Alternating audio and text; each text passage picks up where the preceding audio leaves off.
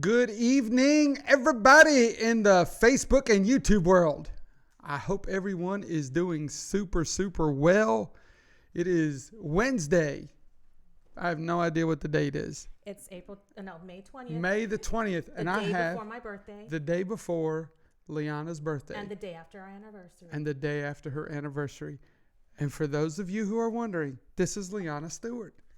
She is joining me tonight, and we're just going to kick it, and we're going to talk about whatever is on your heart.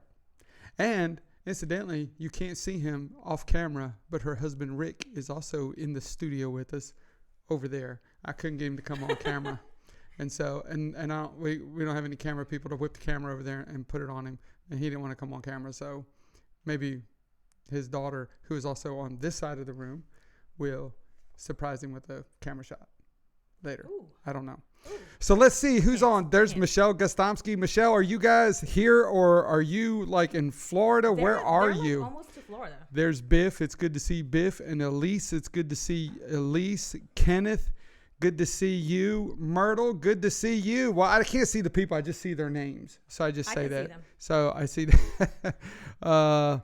Let's see. Hey, Lisa. My dad's on there. There's Lisa Malbone, Darlene Burleson. So glad you're on there. There's Elise. Elise, thank you so much for the wonderful bagels that you weathered the Corona in New Jersey. I think she went all the way to New Jersey and she brought back bagels for us, and we had bagels on our porch, and so I can't wait to rip into them. As long as I can wrestle them away from Dad. My dad loves bagels.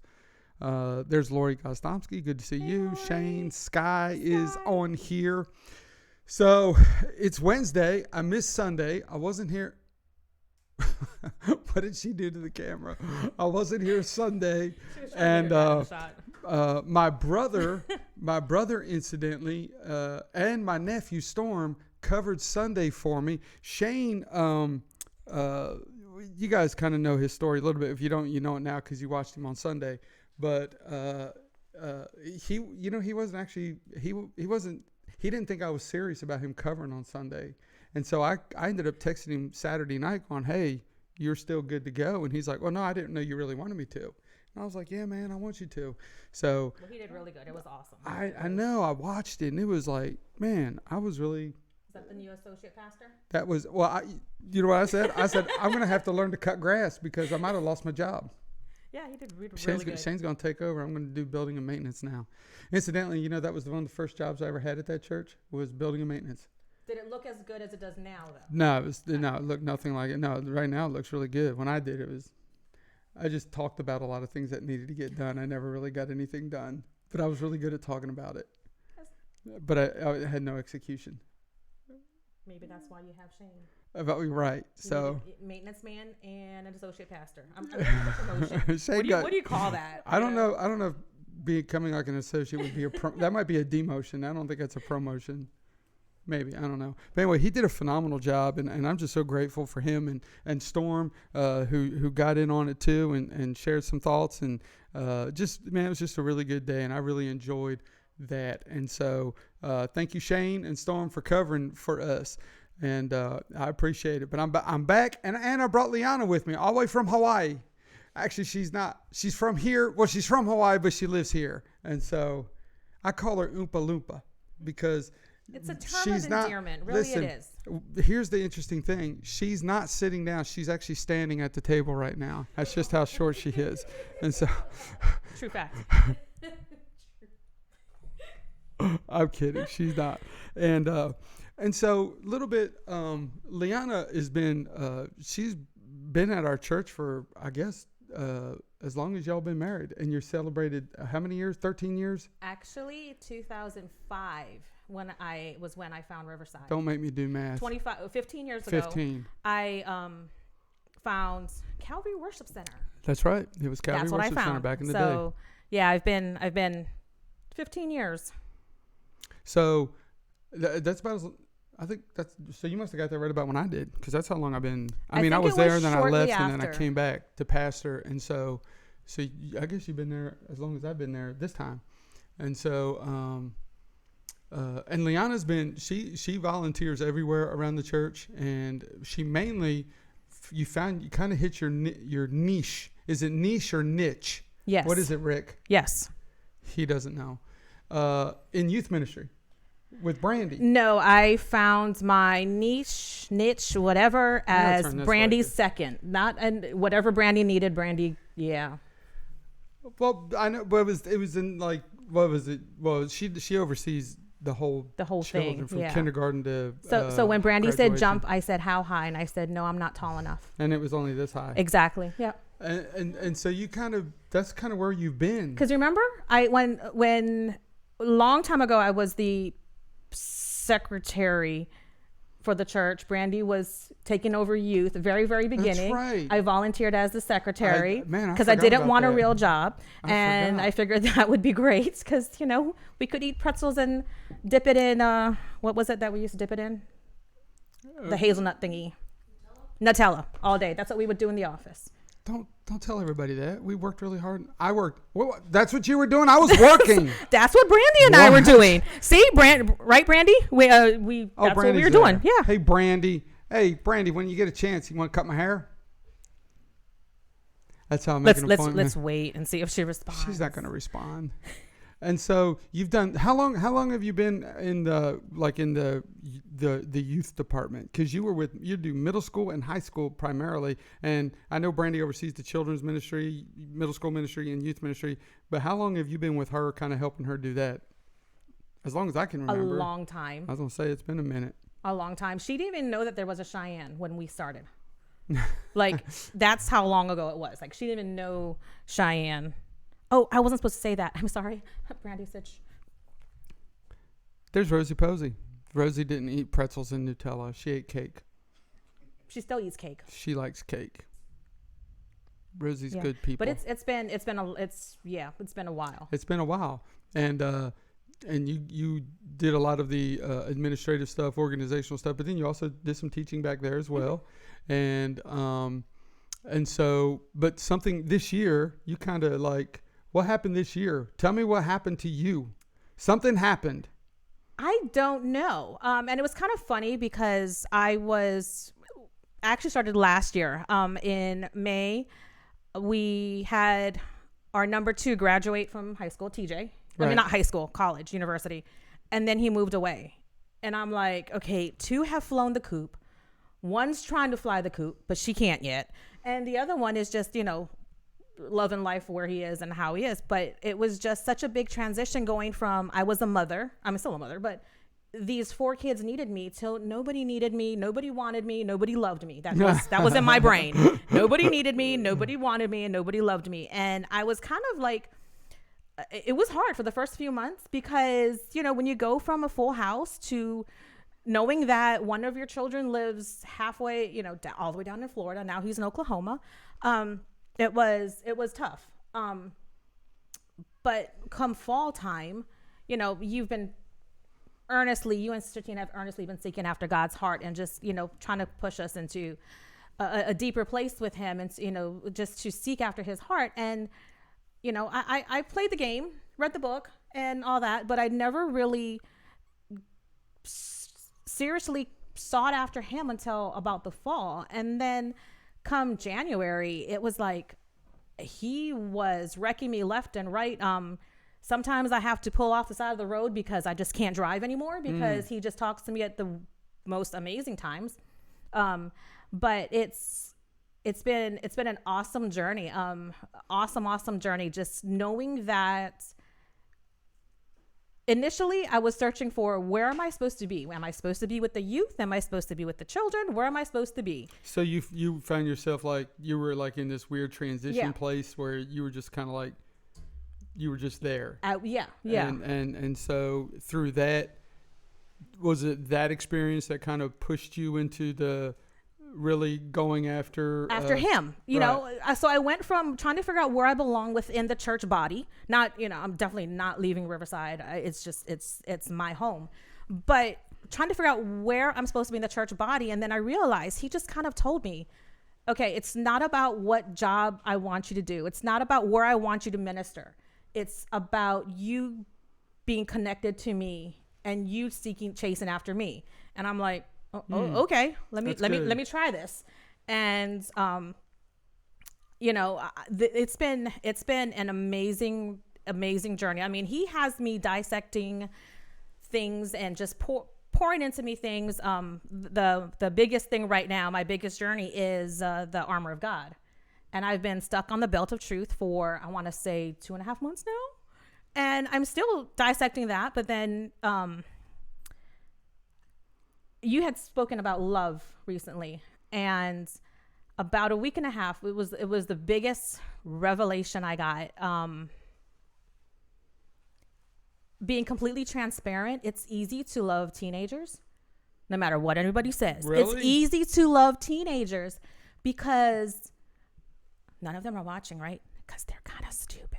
No, really though, because you know that they're teenagers. They're being molded. They're trying to figure themselves out. So you have a lot of grace. I had a lot of grace with them. They're teenagers. They're supposed to be. Yeah. So it was so easy to love teenagers, but I really, really, really struggled loving those that I felt should have known better.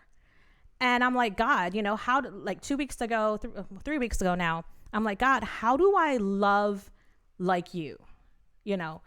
And he said, just love. Stop trying to figure everybody out. And I'm like, okay, I'll stop. But then I continue to try to figure out why people are a certain way. Because in my brain, I used to be a teacher many, many moons ago. And in my brain, I was thinking, if I could figure out why John acts the way he does, then I can minister to John. Oh, okay. But that's not how God operates. I mean, he literally had me a week and a half ago. I think it was right before you guys left for West Virginia. Well, it was last week. He really had me. He really deposited into me the fact that three things. One, he reminded me that everything has to be done in order. Mm-hmm. There is somebody in my life that continuously tells me God is not the author of confusion. And I hate when they tell me that, but it's true. God is not the author of confusion. So he likes order, right? And he also told me that I needed to trust him, that he knew what he was doing when it came to love. Okay. And then he literally poured into me how I'm supposed to love. And he gave me 3 very specific Bible verses. And they're Bible verses that we know all the time, that I don't even most of us probably know like back of our hands, right? John 3:16. Right. 1 Corinthians 14, all the love 3, whatever, the love chapter. Yep. And then Proverbs 3, 5, and 6, right? So those 3 he dissected for me as I'm driving down to the dollar store to make blessing bags, to just, the little doorstep thing that we're all doing now. But I was driving and then I literally had to pull over because he reminded me that God is not the author of confusion. He will not bring people into my life that he does not want me to love. Right. And the first thing he told me with John 3:16, right? We know that verse. God so loved the world that he gave his only begotten son, that whosoever believe in him should not perish, but have everlasting life. Now, I don't want to minimize that at all. But he said, look at the order of operation with this. First thing is, I love the world. Then I gave my son. Then if you believe, you can have everlasting life. It wasn't I gave my son and then you have everlasting life and then I loved you. No, he loved first. Right. So like he loved first, we're supposed to love first. Forget about trying to save somebody. Forget about trying to share the Bible with them and all you know about the Bible and about God, and just love. Wow. That's good. And it was, I was like, wow, is it that easy? It's so interesting is yesterday, early in the morning, I was up and just kind of spending time with God. And, that's been the kind of the overall theme that he's just been rehearsing over with me, is kind of correcting my perception or my idea of how he sees me. Mm-hmm. And and that it's he loves us whether we're having good days or bad days. His love really is unconditional, where I think people they say that they love you, and some say that it's even unconditional, but I just think it's interesting that in the 17 years that I've been in ministry, that I've had people over the years repeatedly tell me how much they love me, and I believe that at the moment they're probably very sincere, but I think at the end of the day, what they really love is the gift that I have, or the gift that I am to the body, and maybe not me personally. Tina will tell you I can be challenging at times. My kids will tell you I can be challenging at times. But what I'm finding is if I start to see myself the way God sees me, and I start to understand how much he loves me, it just kind of softens me up a lot. It brings a whole nother perspective to me. And I ended up just writing something down that I didn't know you were going to say any of that, and I know you're going something. I want to hear what you have to share, because one of the cool things about Liana is I've known Liana for 15 years. There's many cool things about Liana. A lot of cool things about Liana. But here's what's so interesting. Liana has been in my church for 15 years, and I see her all the time at the church, and I've seen her in social settings, I've seen her in church settings, but this year, a lot like Shane, I can tell that something began to shift in her. Something began to there was a very noticeable change in you, and her walk with God, absolutely, without a doubt. I noticed that it went deeper. It went to a whole nother level, and she never texted me. I'm not even sure if you have. I'm sure you have my number, but she would never text me. And then this year, Liana is like Shane. You know how Shane would come over to my house? Liana just texts, and she texts me all kinds of like really great stuff, like really deep stuff, like stuff that just a lot of it's confirmation of where. I'm sorry for hitting this. I haven't been here in a while. I missed one day and I can't do this thing. Just confirms, or I should say affirms the direction that we're heading in. And it's just been an amazing thing to watch this transformation take place, kind of from a distance, but watching this transformation take place in you. And so Liana, God's been just speaking to her and just whispering things to her. And I just thought it'd be really cool just to have her come on and share some of those thoughts with you, share some of the, whatever God allows her to share with us, cause a lot of stuff that we get, in private is just between us and God, and it may not be meant for everybody. But then there's times where God gives you something that's not just for us, but other people need to hear it. And so, and I just thought it'd be really cool for you to come on and just share some of those thoughts that you have. And but tying back into what you were saying about the love thing is this is what I wrote down. Being a disciple of Jesus is not about being right. It's not about being perfect, and it's not about being efficient. Being a disciple of Jesus is all about the way you live with one another. By this is what Jesus said, by this they will know that you are my disciples, by the way that you love one another. And so the living with one another and loving one another go hand in hand. And we think that being a disciple of Jesus means that you have to be right, you have to be perfect, you have to be efficient, you have to be busy, you have to be, and no, you being a disciple of Jesus just means that, you understand how it is to coexist and live with other people. You learn to live at, Shane talked a lot about peace on Sunday. Mm-hmm. You learn to live at peace with other people. And so it's about the way you live with one another. It's about how you interact with one another. And believe it or not, that's a lot easier said than done. Well, I think it's how you're trying to love them. We all know the love chapter, right? Love is patient, love is kind, and everything else. But a lot of us try to aim for the patient, the kindness, the not envying, because we know that those are characteristics of love. But we're not really trying to love. Okay. We're trying to be patient. We're trying to be kind, right? We're trying to do all these things. We're trying not to envy, not to boast. And we want to do those because we love. But what if we just loved first? What if through love, we were patient and kind and just sought love? Because, you know, it's like, as a Christian, you're Christ-like, right? You're never going to be Christ. I can tell you I'm never going to be patient. But through, why are you shaking your head over there? But through Christ's love and through seeking to love him, love like him. Okay. Right? I can love like him and be patient and kind. You know, as a result of loving like him, I will be patient and kind. So as a result of that, we then won't envy.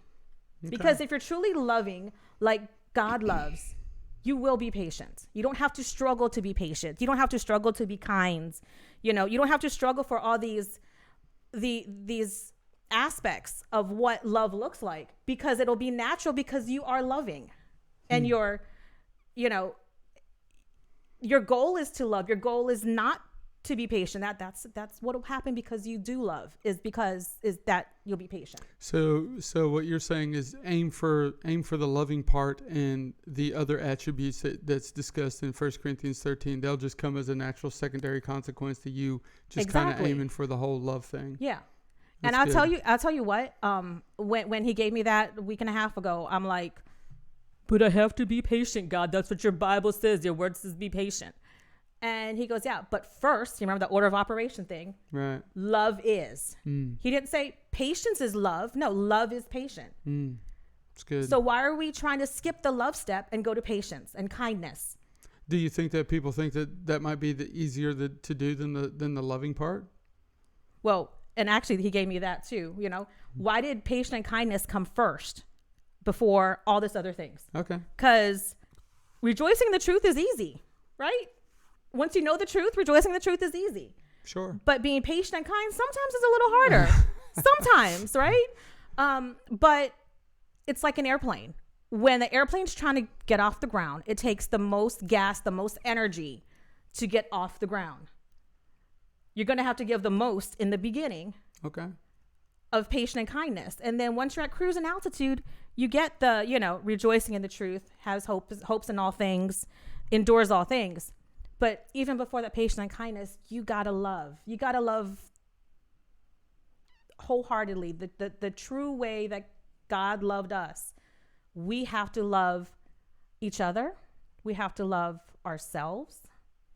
I think that was a really big thing for me too, is learning, when all my kids were leaving me because they don't love me, learning that I could love myself. Or maybe they're just growing up and it's time for them to leave. No, that's not the reason. No, but that's what I was able to see, that it's okay to love Daddy Abba. It's okay, but we should be loving him first, and he will fill that void, whether it's a child, whether it's a parent, whether it's, a significant other. If you're loving Daddy Abba first, right, he will fill that void that nobody else can, and he'll empower you to love. He'll give you the ability to love unconditionally. That's good. So what you're saying is, what the Lord's been kind of whispering to you or showing you is that if you get this relationship with him right, and you see, you learn to love him and learn how he loves you, then the other aspects or the other relationships in your life will just, like with the love is patient and kind, the patient and kindness flows out of it as a natural secondary consequence to you knowing love. If you make the effort to get connected to Abba, then loving, and I believe this because, if you spend any amount of time with God, here's what I've learned. If you spend any amount of time with God, even the most difficult people in your life, it will become a little bit easier for you to get along with them and love them. It really will. Yeah. But if you're not spending time with him, and you don't spend time with God, then at least in my life, those people have the tendency to really get on my nerves. and I don't have the patience and the kindness and the compassion towards them as I would if I had spent time in the presence of God. If you're spending real time in the presence of God, it's hard to stay angry with people. It's hard to get mad at people. Yeah. It's hard to be churlish and hateful with people if you're spending time in His presence. Yeah. And so I think one of the things, if that's a challenging area for any of you that are watching, then maybe what really needs to happen, that's an announcement to you that you need to be spending more time with God. You really need to lock into the secret place. It'll soften you up. Listen, if you ever get in a fight with your spouse, and then you go and I know for me, if I ever get in a fight with Tina, which is very, very rare. But man, the minute I get away from her and I'm by myself, at least I think I'm by myself, God is there. And man, he just, it's hard for me to stay mad at her if I'm talking to Him. Well, and I know I've told you this before, Pastor and Sister Tina. One big thing that in the past few months that I've really tried doing is putting God first. And I know we say we put God first, that we love God, we put Him first. But do you really put God first? I know for myself, I've always loved God. I've always had a relationship with God, but other people came first. He was a close second, but other people came first, and I can just tell just by looking at how your relationship is with Sister Tina and how you communicate and just how you guys are, that God is number one.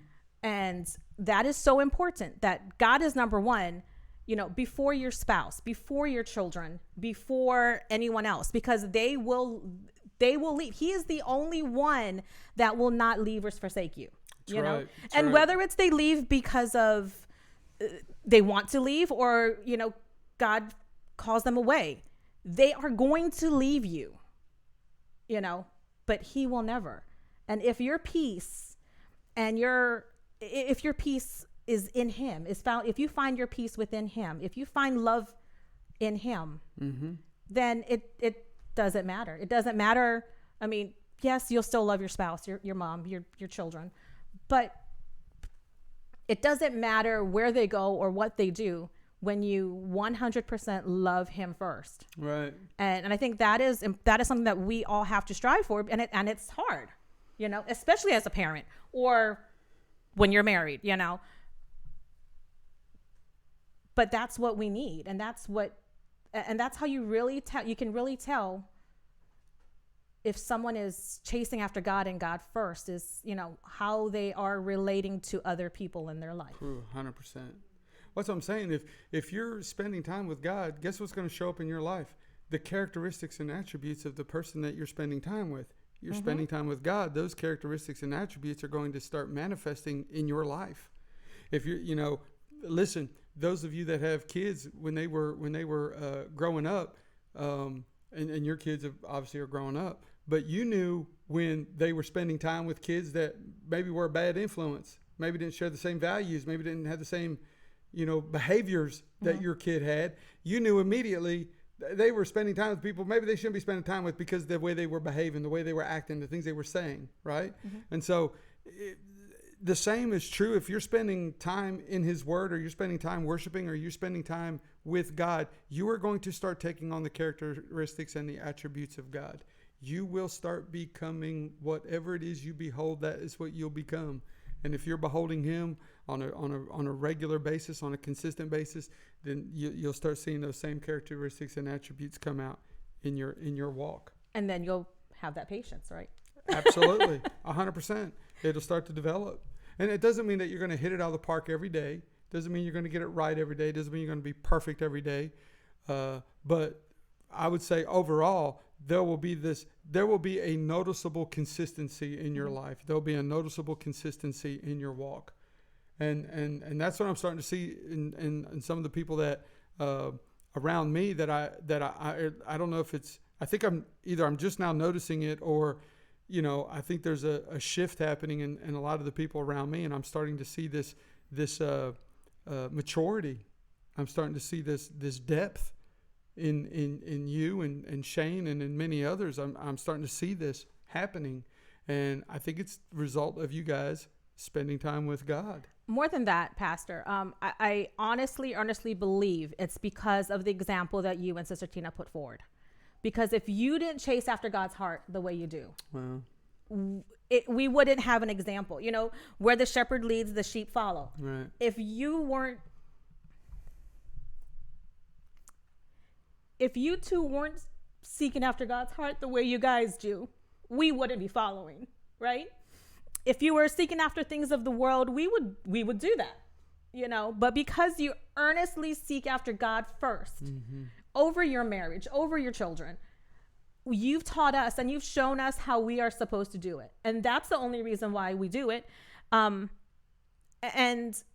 yeah, there has been a shift, and you can see it, you know, multiple families. Yeah. Absolutely. I have seen shifts from struggling through marriage or financial problems or, you know, with their children to just having peace and just having love.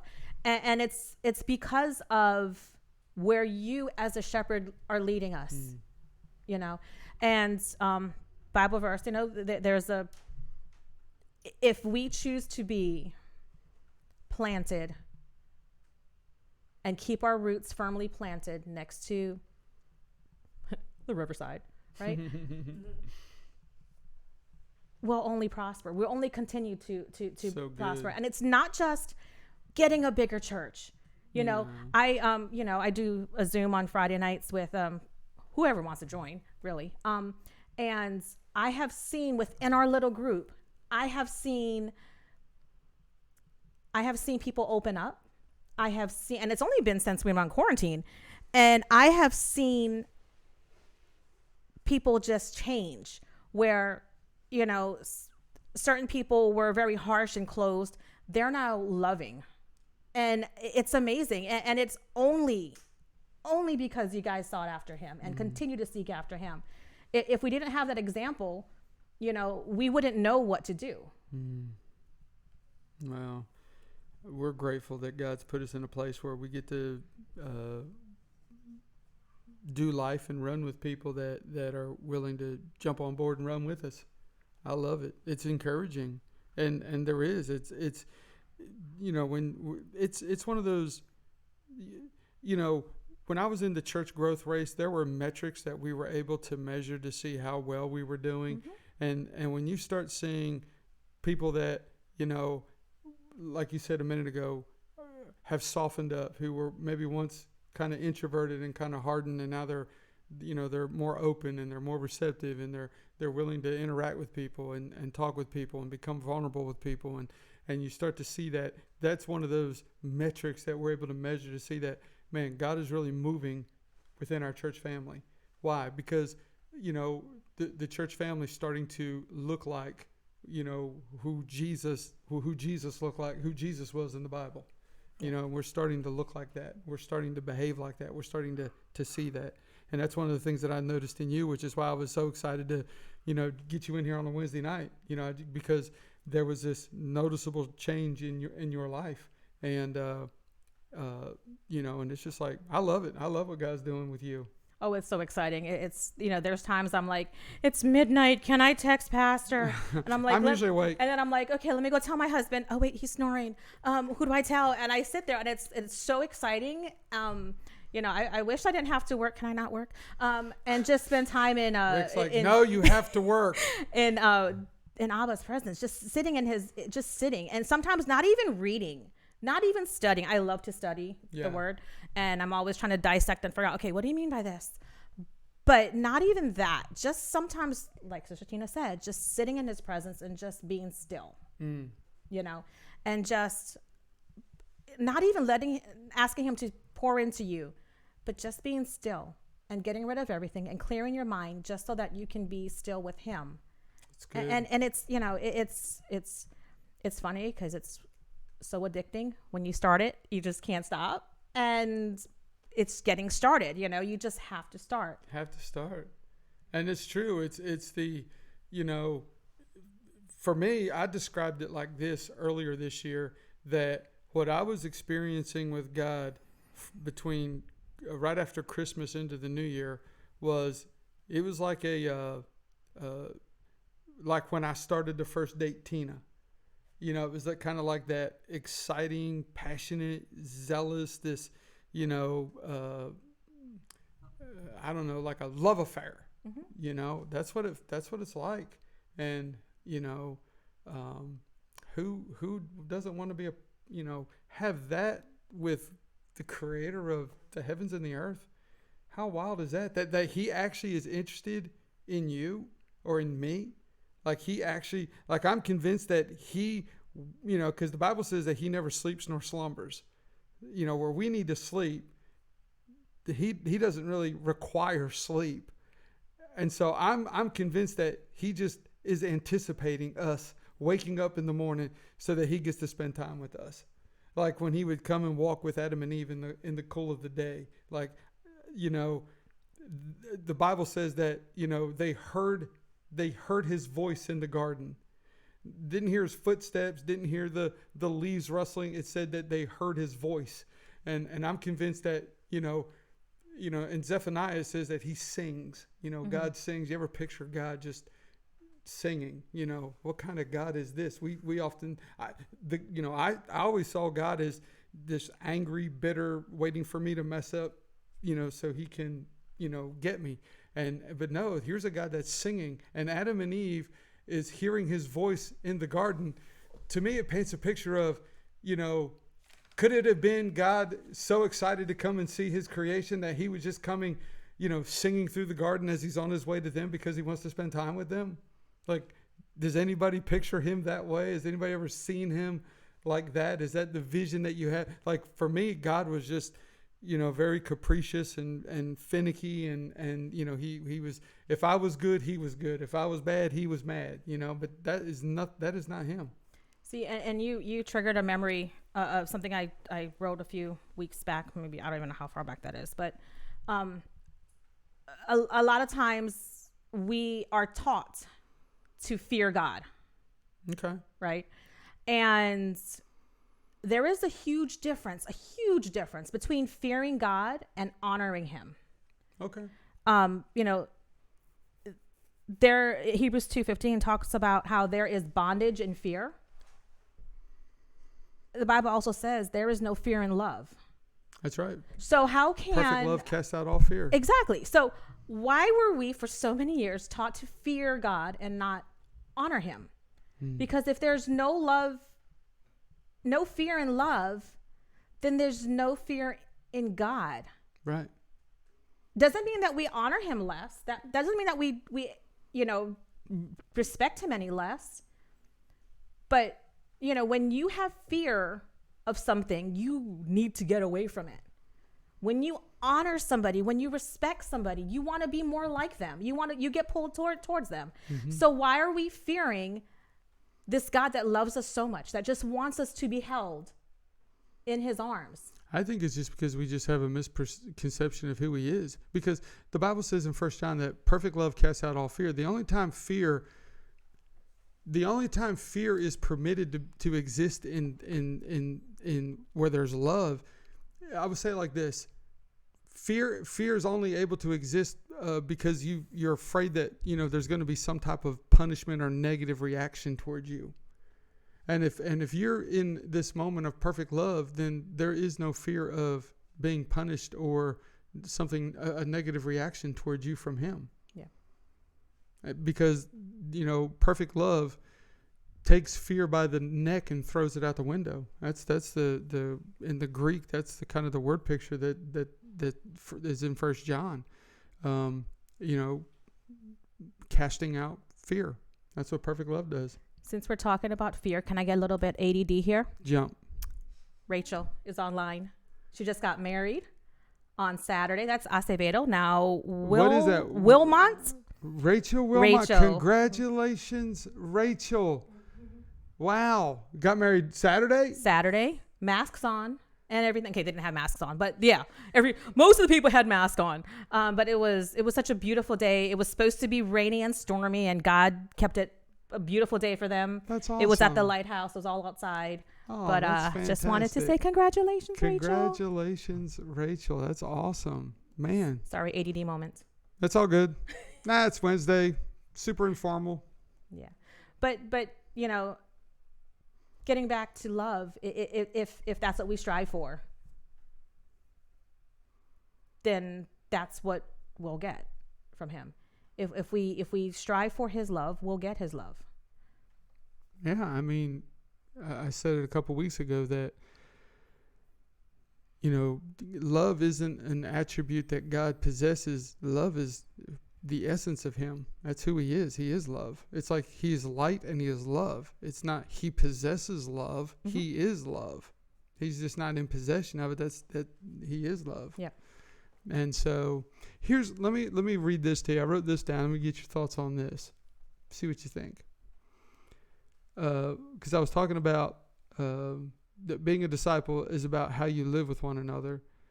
And so I wrote this question down. When I interact with another person, am I life-giving or am I draining?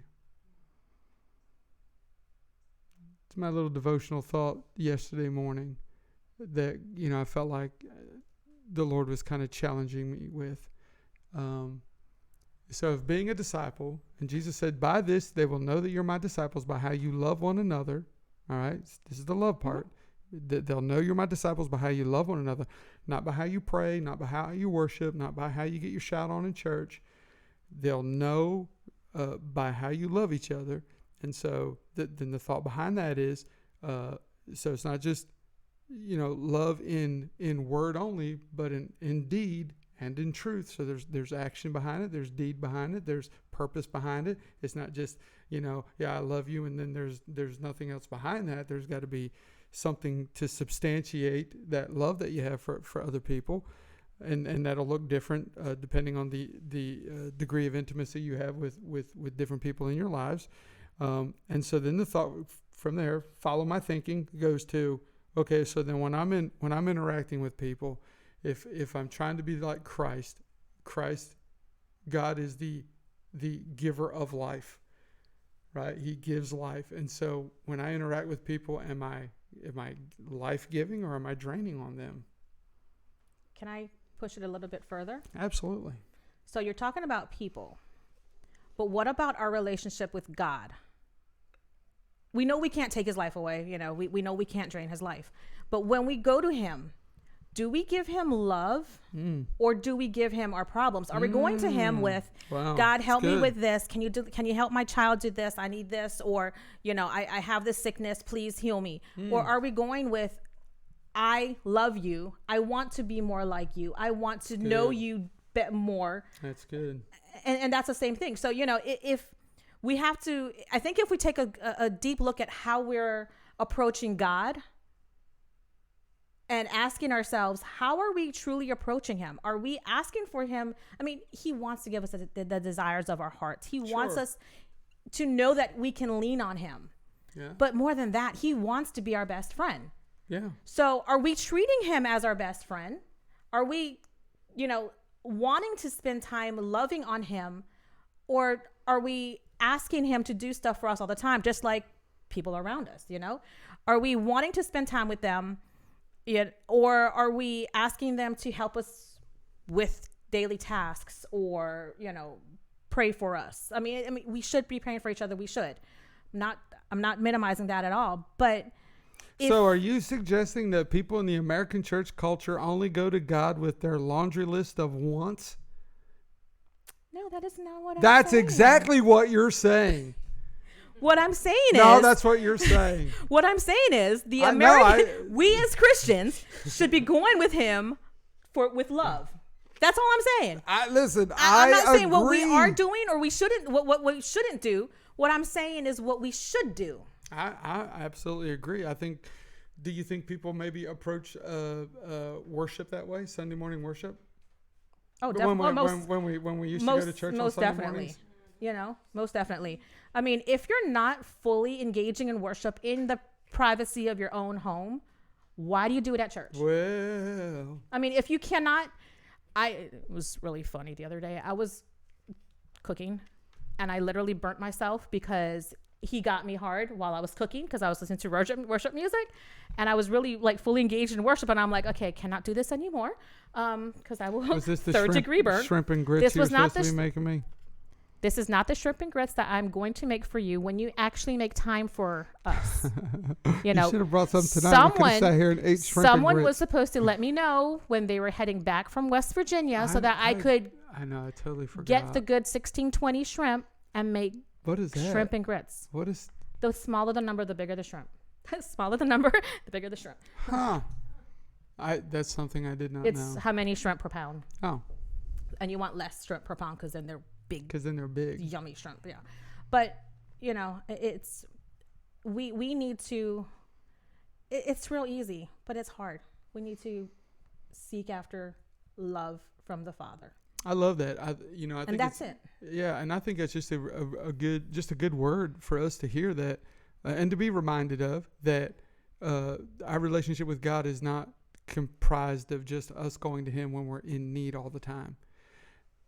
Incidentally, the Israelites in the Old Testament, when things were going really, really well, they seemed to drift, and then things would get really bad for them. Then they would go, hey, maybe we should, I don't know, turn back to God.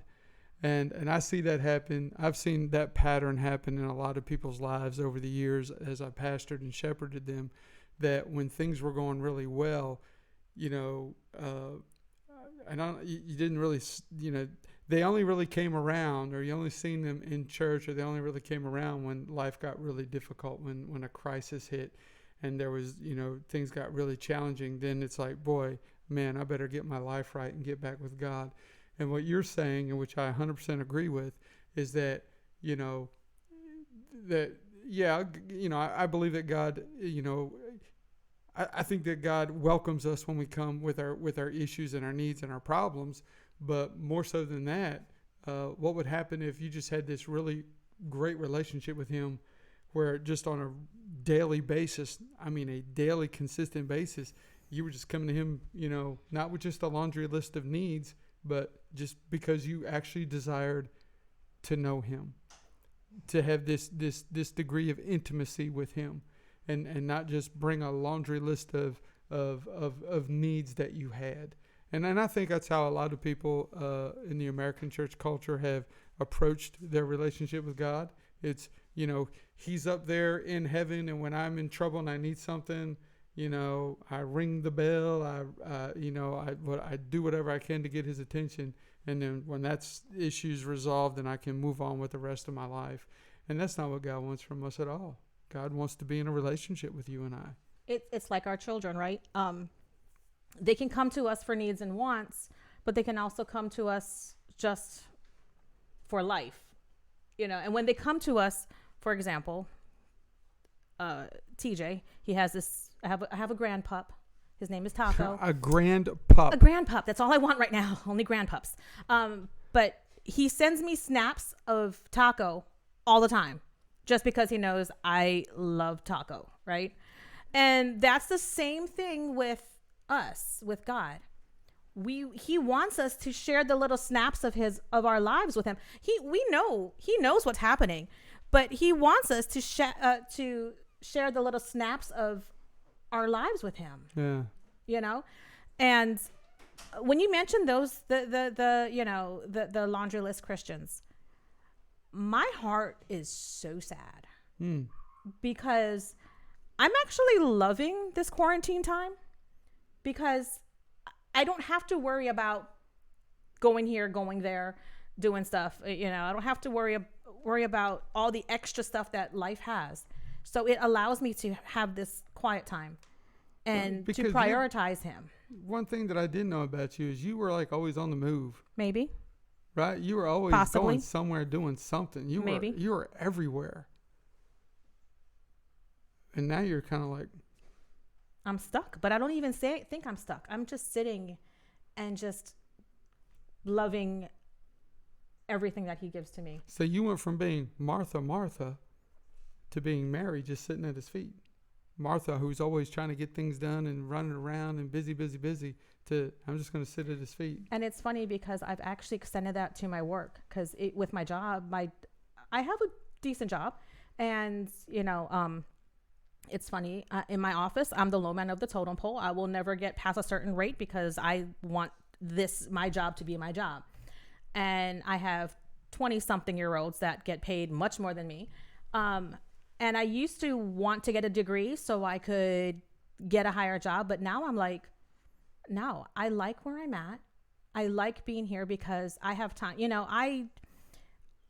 God has allowed me to minister to just to talk to so many young adults that I've been able to pour into their lives, and I wouldn't have been able to if I were chasing the degree, if I were trying to get advanced in my job. And again, I know that he wants me where I am because he continues to speak through me, even through things that happen in the job. He sets it up so that I can minister to, I keep saying minister, but that's the word that's been on in my mind. But so I can encourage and edify those in my job that don't even know him, and show them their love. I have some of my work friends will just randomly text me just because they need somebody to talk to. And I'm like, okay, and if I chased after the dollar, I could definitely climb the ladder, but I don't want that anymore. I mean, I want the money, but no, not that bad, That's good. I think that's probably maybe where I ended up with went from trying to be in the church growth race and be the mega church in Harford County to just being satisfied with being in his presence and being with him. And I think when you learn to get to that place, it's not that, I don't think those desires or those aspirations are necessarily evil or bad, but seek first the kingdom of God and all that other stuff. That'll be added. So Christopher Hill actually asked a question, and let's see what Michelle says. Yeah. So Chris, love. Chris comes to your Zoom meeting. He does. But on Friday night. Yeah, he asked a question there, and answer is love. Just love, and there's nothing greater than love. And as long as you continue to love that person, that friend, you can love them out of wherever they're at. What is this? I didn't see his question. It says, how do you share something with someone who is already omniscient? Oh, are you talking about sharing something with God? Because God is omniscient. God is all-knowing. I'm guessing that's maybe he means that, or maybe he just hangs around with a bunch of know-it-alls. Like I do. Did you just point at me? Did you just point at me, and did you just say like I do? No. I'm just saying. No, he didn't point at you that you know of. Okay, so that's what yes, that's what he meant. Chris Hill. How do we share with God? I mean, God knows everything, but it's all about the whole we're given the freedom to choose God. Yeah. We've given the freedom to choose him. He knows what's going on. It's like a mother. Mothers always know what's going on with their kids. Mm-hmm. But, we know what's going on with our kids. When we ask you, oh, how was your day today? What happened? We know what happened already, right? God already knows what happened. God already knows all the things we're experiencing. But he loves it when we share with him, when we voluntarily give this information up. I know Taco, chased after a stick and brought it to daddy today. I know that. But when I get the Snapchat of the little dog flopping around, bringing daddy the stick, it warms my heart. And it's not about knowledge. It's not about knowing what you did or what you're doing. It's about your desire to share life. When you desire to share your life with Christ, although he's already in that, but when your desire is to include him. Good, that's good. That's what he's after. That's what he wants. That's really good. Sorry. That's a great answer. I'll high five you from way over here. Way over there because my arms are too short. Can't reach. Is that what you're saying? But we're in quarantine. We're not supposed to, and we're not 6 feet apart either. Cheyenne liked your Look, answer. That look. was She really gave me. good. She gave me. She gave you. Look the at. I Pentecostal got my twist. amen Come corner. on. Look at that. And I'll tell you what, too, parents. I'm gonna put my daughter out there. I'm sorry, because you shouted me, so you get to be put out. There you go. See what you did? One thing I've noticed when the more I seek after God earnestly and openly, and not do it quietly, but let people just not be ashamed of Him, the more I see those around me kind of being infected with His love, right? Yeah. And the desire to love. And I will tell you the proudest moment, I think I shared this with Sister Tina last week. The proudest moment any mother can have is when your child comes to you, not just excited about God, but excited that they're sharing their excitement about God with the people around them. And that right there, hi, Jamie. Jam. I'm sorry, you just threw me off. Oh, Radaball. yeah, Jamie Radaball. He used to play bass for us. Okay, back. But you can get back from Kentucky, everybody. Lord, you do have really bad. Like I thought I was bad. But See, I can't keep up. You gotta come back. Come back to me. We're coming back to. Your brain works different than mine. My brain doesn't it's for some reason I feel like I'm in slow motion right now. That's pretty scary. But no, going back to Cheyenne. So she shared with me how she's sharing with people in her life, and that is the most rewarding thing. But if that's rewarding to us, can you imagine how God is feeling? Because just you, Pastor, when you see your Skybell lead the youth, minister to the youth, Oh yeah, that makes you feel awesome. yeah. When you see your church members just stretch and get deeper with Him and just grow, that's awesome. Absolutely. But can you imagine how God is looking on you because you started this? This is your fault. I'm sorry. The fact that I'm able to come out of my little tiny, I'm not going to talk to anybody about God shell, to I want to talk to everybody about Him is your fault. I'll take the blame. The fact that you got your brother who didn't want a relation, not want, but he was satisfied with where he was, being so hungry for God, taking over a Sunday service when you're out of town, stealing the show. Isn't that wild? That's your fault. And God noticed that, and God knows that, and He will reward you. I think God, I can't even imagine how much love He has for you and Sister Tina right now because of what you're doing. You're not building a mega church, but you're building hearts. You're helping us know Him the way He wants to be known. And without that, like I said earlier, without your example, we wouldn't be here. That's good. I appreciate you sharing that. It means the world to me.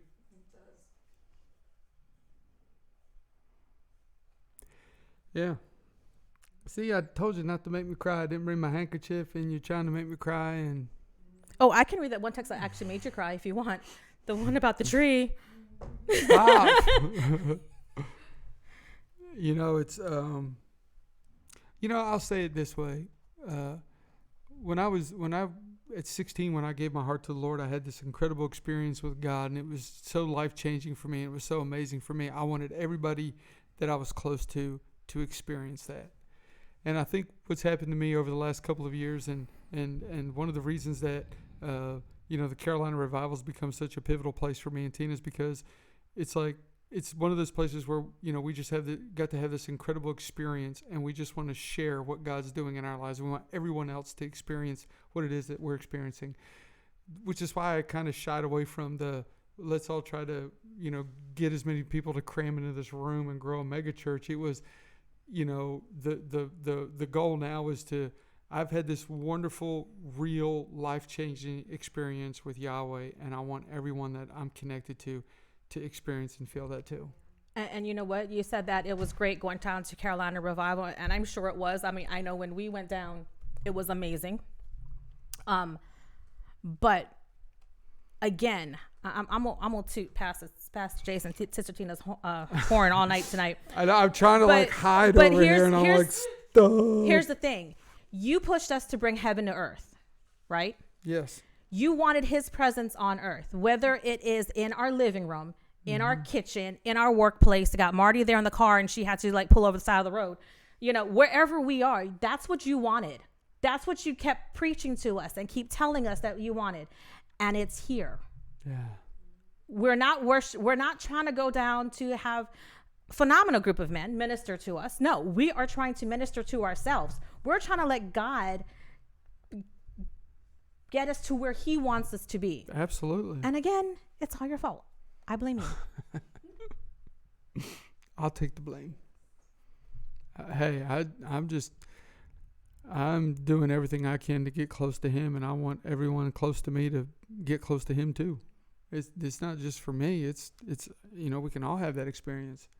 And I tell you what, I have had so many. I was talking with someone a couple of days ago, and we were talking about how when you get close to God, the desires of your heart will change. Absolutely. And things that you saw as okay will no longer be okay. Very You will true. also find joy in the strangest places, because joy will be with you always. It's good. And it was funny because it happened the other day to me. I was in the kitchen, and I had heard an actress, and I knew that it was a movie from a series that I used to love watching, a certain movie producer. And I was like, oh my gosh, I've never seen this one. I never knew that another one came out. So I ran over to the couch, sat down, and I'm like, after 5 minutes, I realized how much cursing that producer does in his movies. And I'm like, I was completely turned off. Wow. And it's amazing, because before I would have fought it like, but I love him. He's funny, and he puts church in his movies. And I just kind of said, I'm so sorry. I didn't mean to. We know who we're talking about now. It's funny because he has started to make me uber sensitive to the things that of this world that we shouldn't be. I mean, the Bible says no coarse joking, right? Yeah. So if it says that in the Bible, I have it tabbed. If you want to know it, I'll let you know. But it's funny because I never asked Him to change my heart. I just asked Him to love me and let me love Him more. And because of that, everything else kind of falls in line, and he makes you become what He needs you to be, for Him to use you as a tool to minister to others. It's good. And, you just got to be available and continuously, earnestly seek after Him, and just look for His love. Not try to perfect patience. Just look for His love and try to love like He does. I love that. That is simple, yet it's profound. It's simple but profound. Yeah, I'm stuck on love right now. You can ask Him. That's all I talk about. God's love and how we're supposed to love and everything. It's awesome. Yeah. And it's your month, because it's your This is my Anna Bertha week. Anna Bertha week. Anna Bertha week. Anniversary and birthday. Yes. So we know you've been married 13 years, and you're turning 29? 30. 30. Yes. Okay, 30. big 3-0. Awesome. Yeah.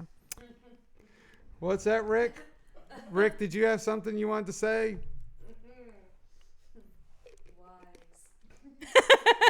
The wise man once said, nothing.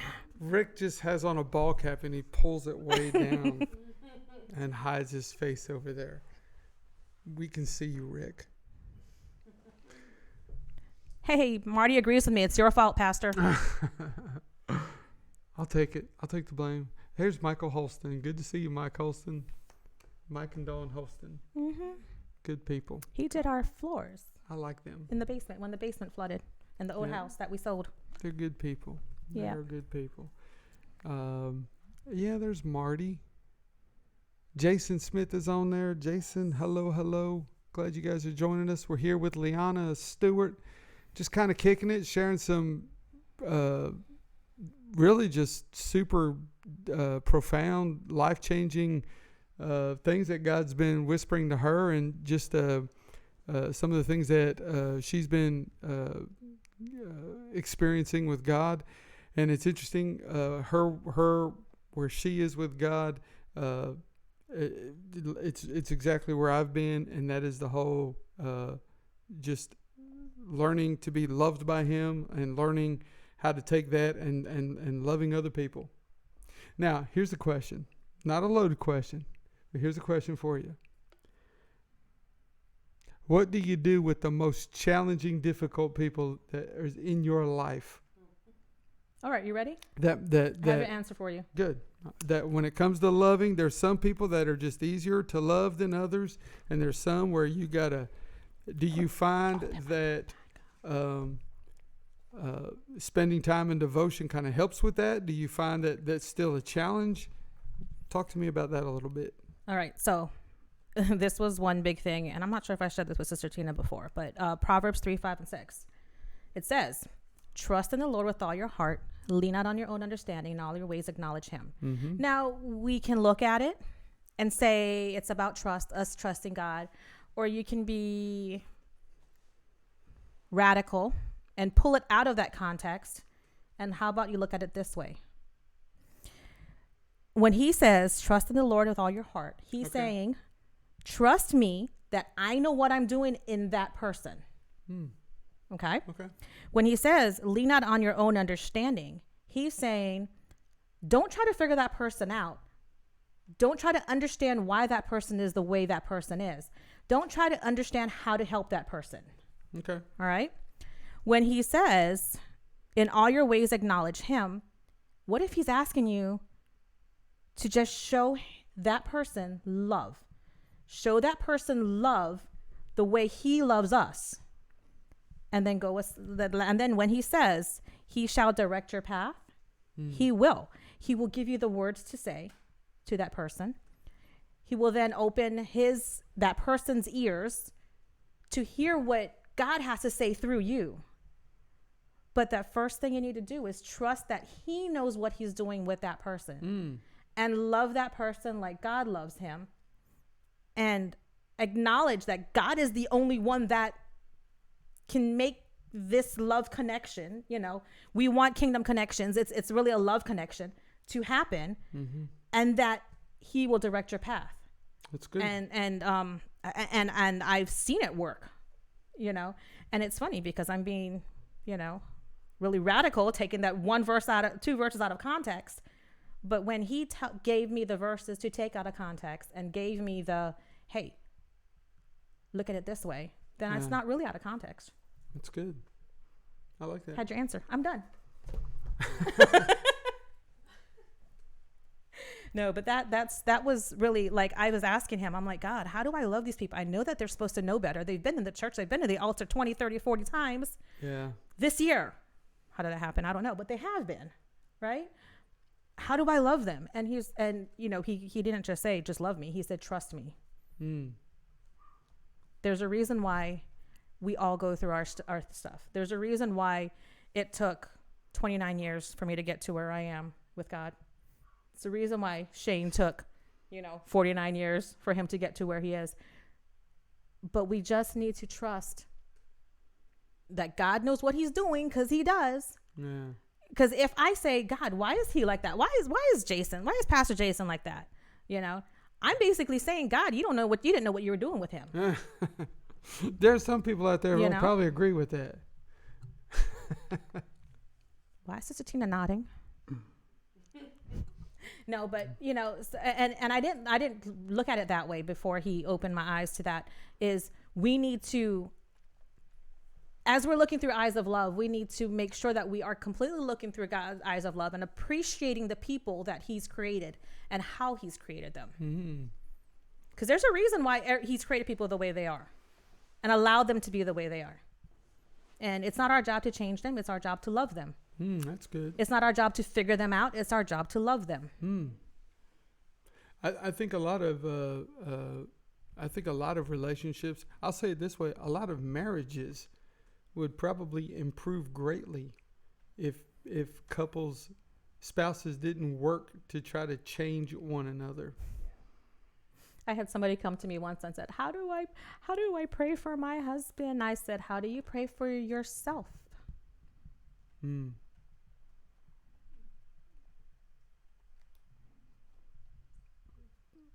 Yeah. I love me, so I pray hard for me. And you should love you because God created you and he loves you.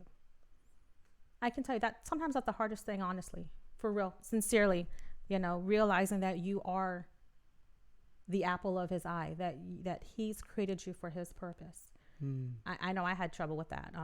I used to get mad about my Zoom because, and you've heard him say it, Rick will say, oh, that's not my Zoom. That's Liana's Zoom. That's not Rick and Liana's Zoom. And I would really get hurt and offended. I allowed myself to get offended. And I'm like, why do you say that? And then he explained to me, and I honestly, God revealed it to me before I asked him.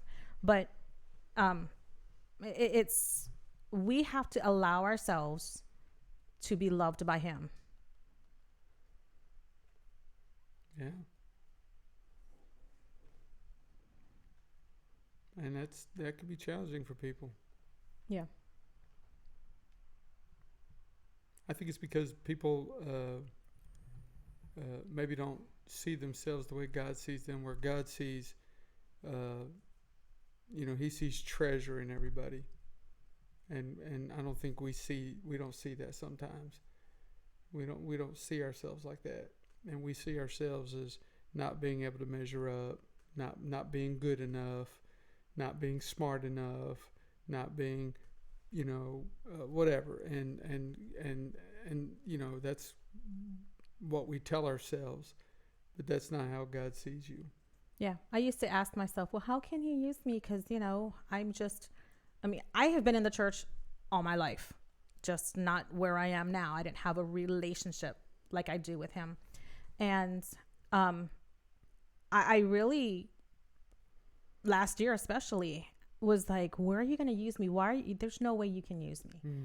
I don't know I don't know Bible verses. I know what the word says, but if you asked me where such and such verse was, I'm like, oh, I don't know. There's a reason why I have subject tabs all through my Bible, because I want to be able to pull out the important verses. And I don't memorize addresses. I will get lost. Even in the street, I will get lost. But as long as we hide we keep his word in our heart, doesn't matter if we know exactly where in the Bible to get it from, because God will take care of it. God will fill the gaps where our knowledge, our belief in ourselves cannot, as long as we trust God to fill those gaps. Yeah. You were talking about you don't memorize addresses. Mm-hmm. I don't memorize phone numbers. And I was trying to dial some numbers the other day on the phone, on the cell phone, dialing numbers. And it was like I had this dyslexic or something. I couldn't dial the numbers right. It's because I'm not used to dialing phone numbers. I just hit a button and call. And I'm having trouble dialing numbers. That's the busiest door on Wednesday night we've ever had. You're so popular, Liana. And nobody said hi to me yet. Everybody's coming in to see Liana. What did Sister Tina say from Brother George? Headed to work. Oh. George's watching on YouTube. Headed to work. Blessed by the broadcast. Oh yeah, Liana's got a lot of wisdom. That's what I'm saying. There's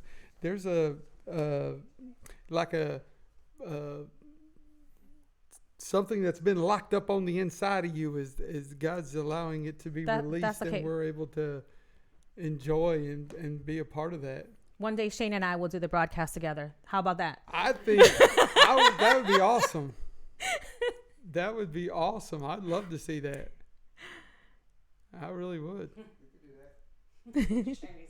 Shane he's all excited. He's like, I'm not leaving now. Shane couldn't. He usually stop by on Wednesday nights, but he's been He knew what time the broadcast was. I better stop by just in case, you know. Just in case they need me. Just in case they need me, I'll jump right in. In case my public wants to see me for a minute.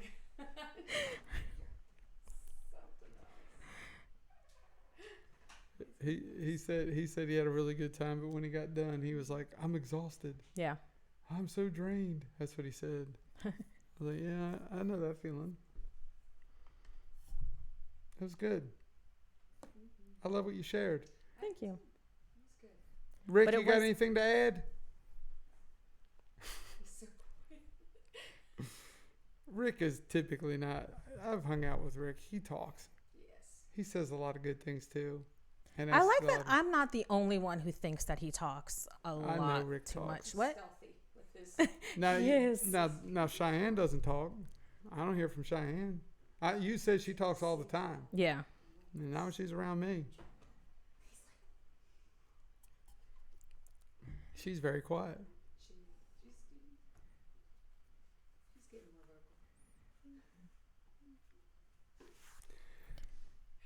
Hey, anybody have any questions for Liana that are watching? Here's your time to ask. She will ask. Shane will forever. Shane will forever be on standby. Yes, Shane will forever be on Yes. standby. Shane really enjoyed himself. It was so wild just seeing him jump on there and do that because, you know, that's not. I'm like, who is this guy? What happened to Shane? You know, it's so wild. Dan Carrillo, good to see you on here, man. Glad you jumped on. Liana, thank you for coming by. You're welcome.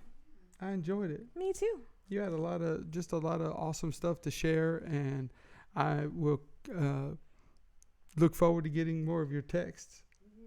We could do a whole broadcast on the text that you send. Probably could. That just, you know, they're so chock full of stuff that God's been telling you, and it's like, and what's so cool is because of the times that I've spent alone with God, when I read your text, I went, yep, that's exactly how God talks. And it's amazing how when you are in his will and he'll give you confirmation. I connected with a church back home in Hawaii, never met this pastor in my life. And he is sincerely right on, I'm not gonna say he's right on target, but the word he's speaking aligns exactly with what you speak and what you're sharing with us. And not just that, I was talking to Rick on the way here and I was sharing stuff with him, and his mother, who's also a minister, was talking to him, and they were talking about the exact same thing. And I'm like, you know, it's just evident that this is one body, Yeah. you know, and It's if the that, same spirit, same Holy Spirit. yeah. And if that doesn't happen, something's wrong. You know, if you don't have that confirmation left, right, up and down, somebody, probably you, are in the wrong spot, you know, and you need to get deeper. Somebody because- might be missing it. Yeah, you know, and that's what I love the most is when I read something and I listen to a preacher or another minister, and they are right on what God gave me. Because, you know, if God gave me, if what I was hearing was really not God, I would not hear it confirmed 2-3 other places. Sure. You know, so it's amazing. It's good. I love it. I love what God's doing in your life. I really do. I love the Zooms that you've been doing. I the little love my meetings. Zoom groups. You have a great Zoom group, and it's on Friday nights. Friday nights at 7. If anybody wants to join, just hit me up. I'll get you the Zoom code. And it starts at, did I say 7? I lied. It's at 8 o'clock. Okay. So hold on. It's Friday Night at 8 o'clock. at 8 o'clock. Yes. Yeah. And how do people, if they want to be a part of the Zoom meetings? Just hit me up on Facebook, or, you know, you can I get my phone number? It's okay. It's text me 240-605-4819. Cheyenne, you want to put it in there? I will say nobody got that number. Yeah. That was way Cheyenne too will fast. post it there, but you know. 8675309. That's an 80s reference for those What? of you I didn't that get that. do That must not be know. before my time. Well, yeah, you just turned 30, so you wouldn't know that because you're just 30. I'm 30. Yes, with a 24-year-old child, 23, 22, 21. Yeah. But yeah, just hit me up 8 p.m. Friday for Friday night Zoom. And I'll send you the link. I can send you a Google Calendar invite. And we just go for however long, except I usually try to cut it off at 11. When we're still going at 11, I'm like, okay, people, good night. It does go for quite a while. Yeah. And we talk continuously. We don't, there's not a dull moment. It's good though. It's good. Hey, there's Ernesto. I remember Ernesto. Yeah. How are you, man? Ernie. That's the one with the baby, right? Yes. Yeah. Jillian, is that his wife's Jillian. name? Yeah. Jillian and Ernesto, and very talented. Well, I know his brother he plays too, but he also, I think he preaches. Ernesto's a preacher. Wow. He does a lot of teaching and preaching. So it's good to see you on here, man. It's good to see you. Hope you guys are doing well. Hope your family is doing well. Babe, you got anything? No, I'm just liking everyone's comments. Storm, you got anything? Cheyenne? Rick, whatever. Man. I gave a thumbs up. Rick, why is all of a sudden you're shy? Come on. No, not shy. She's doing a great job. She's doing an amazing job. Like, she made my job really easy. I just had to sit here and listen. Oh, I can talk for days, but you already know that. Yep. That was good. Well, I am grateful that you drove all the way up here to be a part of our broadcast, Well, thanks for our having live me. stream. And, you know, if we're staying, I haven't followed the news, so I have no idea what's going on with the whole COVID thing. But so long as we're staying locked down, I will, would love to have you guys come back up and be a part of this. Just let me I know really when. would. I told you last time. I know it's been, man, I just enjoyed it. Enjoyed just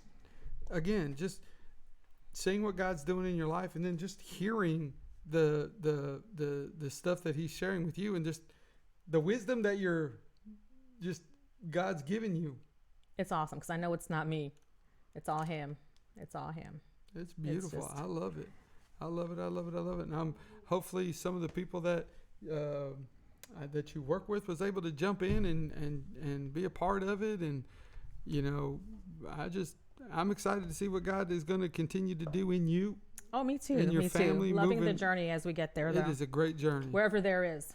Yeah, it's when heaven comes to earth. Yeah. It's hosting presence on earth as it is in heaven. So, well, thank you everybody for tuning in and watching us, being with us tonight. Today is Wednesday, right? Today is It's Wednesday, the Wednesday. day before my birthday, the The day day- after my anniversary. What an exciting moment. Such a great day. My anniversary week. And so I just want to thank you guys for tuning in and watching and being part of the being part of the live stream.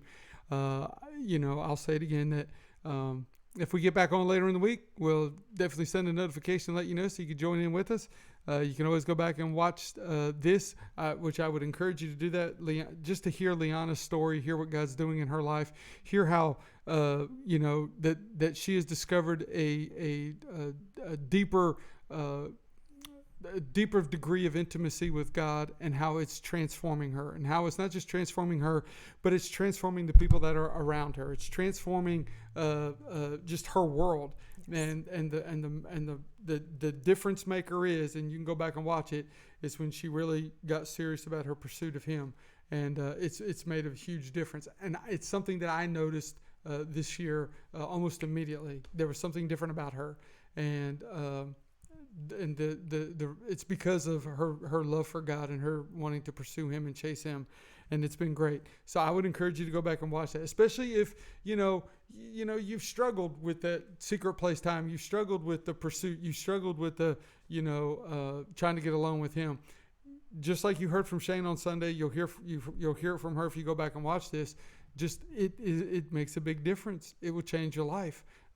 It's not just a cliche. It's not just pie in the sky. It's when you start to develop a real relationship with God, you're going to start noticing some major changes. And I, for one, noticed that. I've known Liana for 15 years. I've pastored her for 15 years, and this That's year, half my lifetime. You're so quick. That's good. And because there's something that unique and different that I noticed in her. Something pure, something wholesome, something just. It's like I'm seeing the God that she's chasing manifesting in her life. I'm seeing it in her, and it's been just awesome. I love it. I really do. It's been great. Thank you, because it's your fault. I'll take the blame. And so for everybody else, thanks again, once again, for watching, for being a part of it. If I don't see you this week, I'll be back on Sunday at 11 a.m. I'm not going to West Virginia this weekend. I'll be here. Yay! You know, they didn't have a lot of COVID down there. Not a lot of cases. They've been practicing social distancing there since the 1700s. It's not changed. Just everybody lives far away from each other. And they don't really see each other much. So we had a good time down there. And Michelle and Dwayne and their family, Lori and Denise and little Dwayne went down, and great people. They worked really hard. They were hard workers. They may not come back after all the hard work that they had to do. Didn't they come back for like a day and then leave again? I think so. Yeah, I think they were driving to Florida or something. So, guys, thanks. Love y'all. I will see you Sunday. If I come back on, we'll let you know. We'll send you a notification. Otherwise, I will see y'all on Sunday. I pray that you guys stay safe and jump into that secret place. Get in there. Read, study, pray, seek Him. Love y'all. See you guys. Good night.